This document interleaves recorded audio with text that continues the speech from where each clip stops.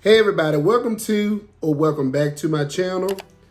My name is Thomas, yours truly, owner of Epitome of Excellence Designs and Decor, otherwise known and referred to as EOE Designs. And first of all, let me start off by saying Happy New Year. If you're seeing this video, you made it to 2025. And I do have other content that I want to share with you all, but I also want to share some things from my experience in 2024 and years past, just to kind of interlude or break up the monotony of the event setup videos. And what better way than to do it with starting with some lessons learned. So I want to bring y'all 3 of the lessons learned that I have from 2024 mainly, and I probably consider this part 1. This will probably be part 1, and part 2 will come somewhere down the road. But I just wanted to share with y'all some of my lessons learned.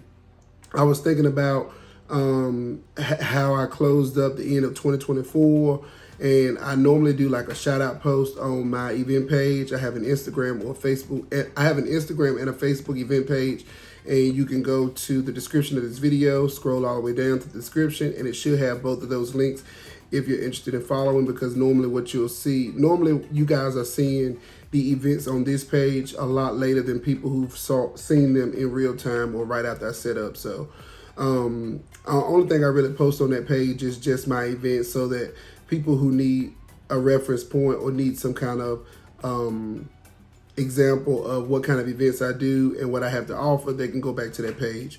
But nonetheless, that is not what this video is about. I'm just really excited that we've been doing this thing for how long? For 3 years?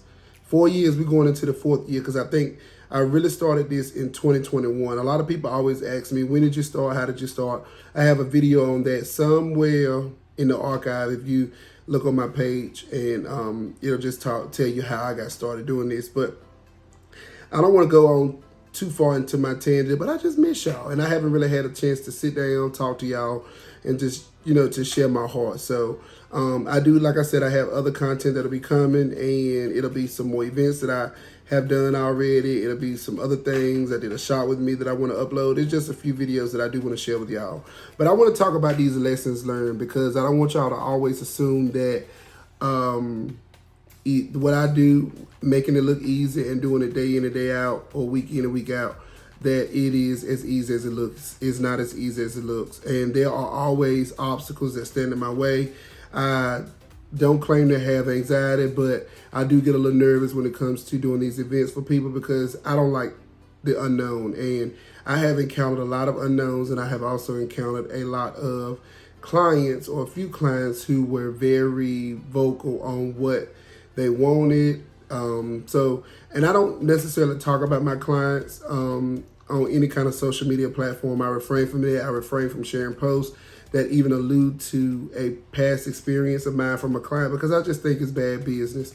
People are spending their hard-earned money with me, so whether you give me a hard time, whether you're the best client I ever had, or whether you're a client that's a little rough around the edges, I always try to provide my clients with A1 service. First event, or the first lesson learned that I have learned from doing events in 2024 is to allow yourself time to set up. I'm gonna go forward requiring a minimum of 2 hours to set up. And if I really want to give myself some wiggle room, 3 hours. What I'm noticing a lot is with these event vendors or these event venue owners, they are charging their clients by the hour. And you really got to be fair with yourself when you are planning for an event or a party, because you don't want to cut your nose off to spite your face and put your event designer in a bind when it comes to setting up your event. If you have all of these high expectations for your event, if you have a look that you want to go for, you've got to give your event designer time to set up that venue. And a lot goes into making sure that room is fit for your needs. So, you have to factor in, normally on average, it'll probably take 15, 20 to 30 minutes to unload the truck or to unload whatever vehicle I'm using to set up for the event. So I'm already shaving off that time just by bringing stuff from my vehicle inside the building. And then you have to decide what goes where. If you got a team of people who have never worked with you, or if you got a team of people who have worked with you, you have to give instructions, especially if they want a part of the planning process. So because I am very thorough in my event planning and prep, as far as what I do and I don't do, that helps me a lot, because I've set up events in a matter of an hour or hour and 30 minutes. Y'all have seen previous videos where I said we did this event in this amount of time. So I'm giving myself more time, and 2 hours is really kind of slim to be creative as I can be, and to provide a custom experience for my client. So one of my lessons learned is to allow myself some time to set up these events, and to also communicate that with my client. Because if they're being charged X amount of dollars per hour, then they also need to factor that into their budget when it comes to their designer. Because there's no way you can get a slot for, I know a lot of event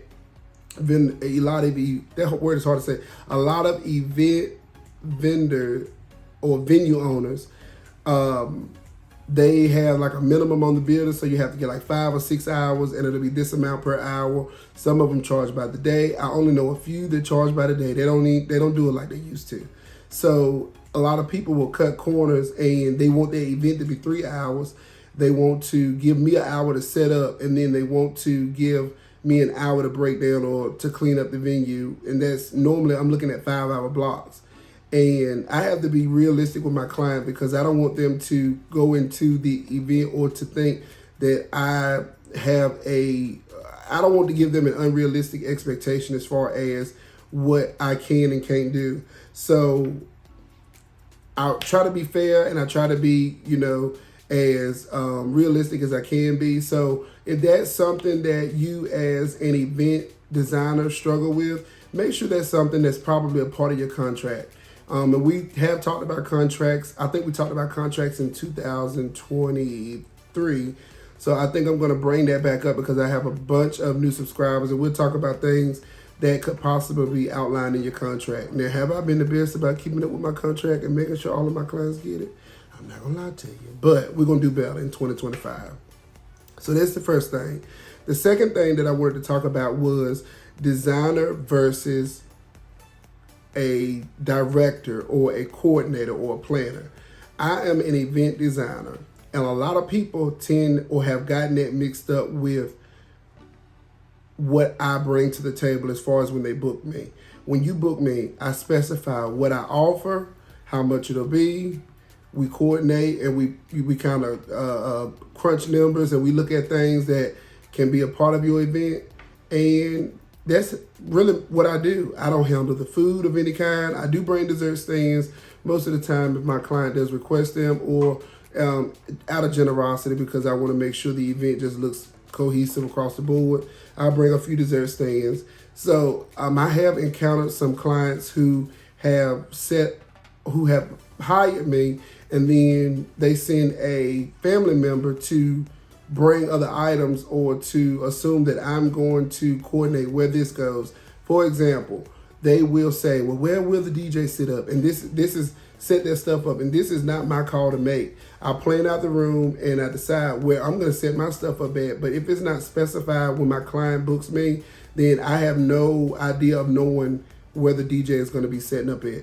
So I've had that happen this past year, where I've had to literally tell my people, not the client, but the people they seeing, that this goes here, this goes there, the DJ is going to be right here. They need linen for this. The food's going to be right there. So my wife should give me a side eye when I get to doing too much, but I have really ran myself dry at some of these events, because I'm doing more than what I'm being paid for. I'm not a coordinator in any kind of way. Will I offer that service in the future? I might, but I'm only in charge of the event designing, or the room, it's a word I'm looking for, the room transformation. That's a good word. So keep that in mind if you are on the clientele end and you book a designer or coordinator. Make sure that's something that's understood when you do that, because you don't want to go into it assuming that the designer is going to be in charge of making sure guests know where to sit, making sure people know which tables are reserved, making sure people know, like if it's a wedding, where they walk, where they can't walk.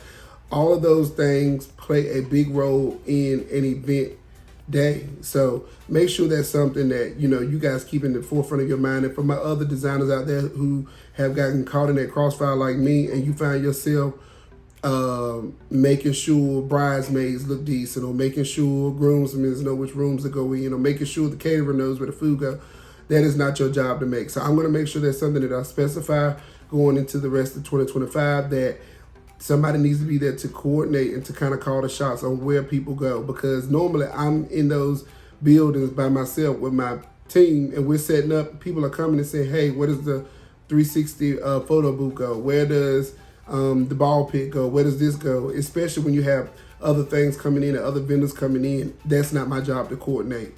So most of the time, if I can, I'll pick up the phone and call. And if not, I really have kind of bit the bullet and just say, okay, we'll put this over there. I think it'll look good over there. But going into the rest of the year, I have to be fair to myself, and I have to be mindful that I'm there to design a room, and it takes away from my time as well. Last and final thing is clients and guests getting in your way.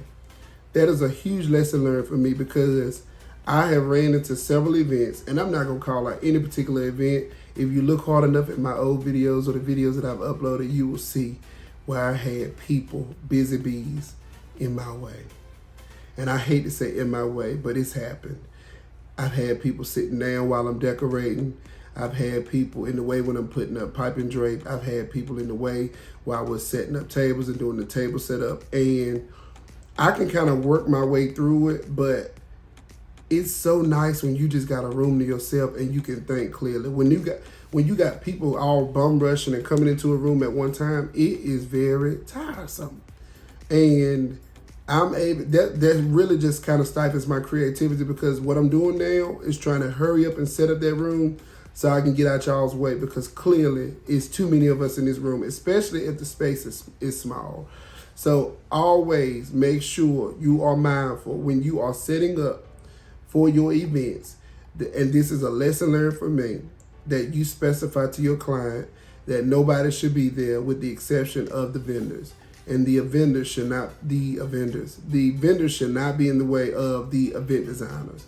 So that's something that I'm planning on outlining and specifying in my contract. And it kind of ties back into everything else that I just spoke about. The coordination of the event, where these people go. Somebody needs to be there to tell them. And also the time that I'm allotted to set up. It just kind of it creates a perfect storm. So I think most of what I've encountered this year just pretty much is a lesson from the initial setup. Now I do have, and I'm already thinking about some of the lessons learned from breaking down events or planning or speaking to clients.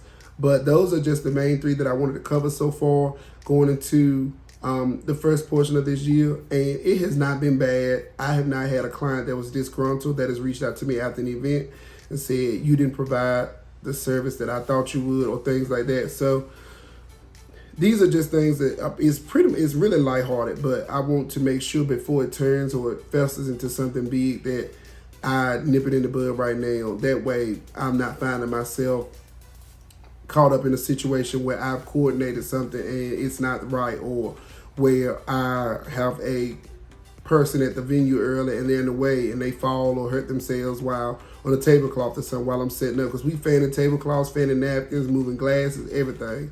And then you have kids in the way running around. It's just a whole bunch of stuff. And just allowing myself time so I'm not rushing, breaking stuff, tripping up on stuff. And I want to be fair to all my clients. So I hope that this video was helpful. I hope that you at least got something out of it. Make sure this is something that, like I said, if you are on the clientele end and you're looking for event designers or coordinators or whatever you find yourself in, make sure you're being mindful, and make sure your people that you have a part of your event or your special day are mindful as well. That's really all I had to share.